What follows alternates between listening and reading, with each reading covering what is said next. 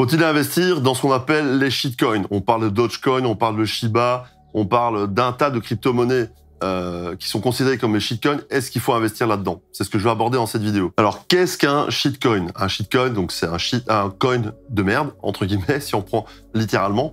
Ce sont des crypto-monnaies qui ont été créées pour, comment je vais dire, faire des arnaques. Principalement, car lorsqu'on crée une crypto-monnaie, on peut en créer une très facilement, qui est disponible uniquement dans le monde décentralisé, par exemple Uniswap, SushiSwap, PancakeSwap, etc., sur des blockchains Ethereum, sur la blockchain Binance, BUSD, etc. On émet une crypto-monnaie, on met un peu de liquidité dedans, donc ça dit par exemple on met des Ethereum ou des crypto-monnaies stables en face. Elles sont disponibles sur ces exchanges, ça se fait en 2 clics. Après ça, on crée un groupe Telegram payant où on met des gens dedans, on leur dit achetez la crypto-monnaie. La crypto-monnaie montre un petit peu. Puis après ça, qu'est-ce qu'on fait? On va vers des influenceurs, vers le monde extérieur. On fait de la grosse pub dessus en disant voilà, c'est un projet révolutionnaire, blablabla, alors qu'il n'y a rien derrière. La crypto-monnaie, elle explose. C'est ce qu'on appelle du pump. Et puis après ça, les gens qui sont dans le groupe Telegram payant ont le privilège de pouvoir vendre en premier parce qu'eux sont au courant de tout ce qui se passe. Et donc, vont récupérer des plus-values et prendre de l'argent à ceux qui viennent de rentrer dans le game par des influenceurs ou d'autres canaux de communication. Et donc, en fait, c'est un genre de Ponzi déguisé, puisque si vous êtes en haut de la pyramide, vous êtes rentré en premier très bas, vous avez la primeur de pouvoir vendre quand ça monte assez haut. Et comme il n'y a pas énormément de liquidité, de fonds dans ces pools, dans ces crypto-monnaies, dès qu'il y en a qui commencent à vendre, avec cette grosse plus-value, le coin se casse la gueule, c'est ce qu'on appelle un dump, et on prend l'argent des derniers qui sont rentrés dans le jeu.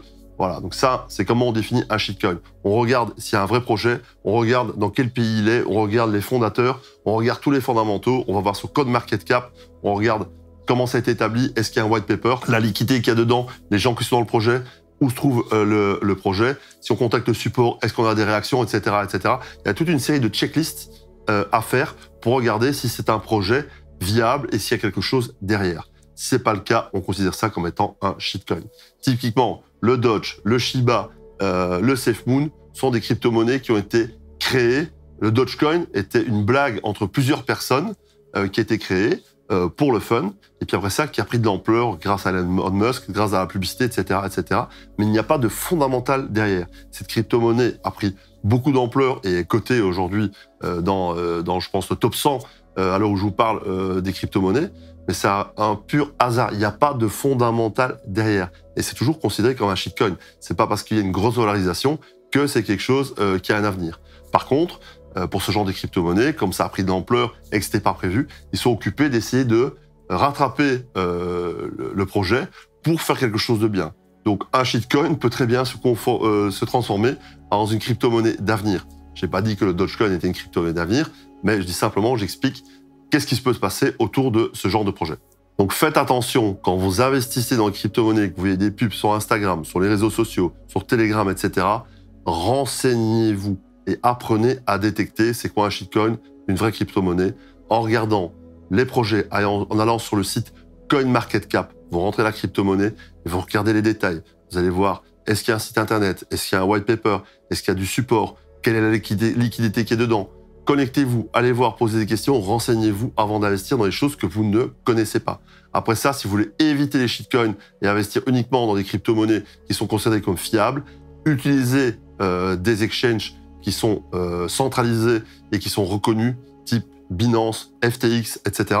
Où là, vous êtes sûr d'investir sur des crypto-monnaies qui ont un vrai fondamental et qui sont régulées. Les autres, vous allez sur du monde décentralisé, de l'Uniswap, du SushiSwap, du PancakeSwap, etc., etc. Vous risquez de tomber 85% du temps sur des arnaques, des Ponzi ou des projets de shitcoin pour prendre votre argent. Donc de nouveau, comme dans tous les domaines, il faut se renseigner, avoir un plan. Et si vous ne savez pas, formez-vous, informez-vous, posez des questions aux gens qui savent pour savoir quoi faire, quand faire et où faire. C'est très important pour pas perdre de l'argent. Je vous rappelle, quand dans les marchés financiers, dans le trading, vos outils, c'est votre capital. Vous n'avez pas de capital, vous n'avez pas d'outils, vous pouvez rien faire.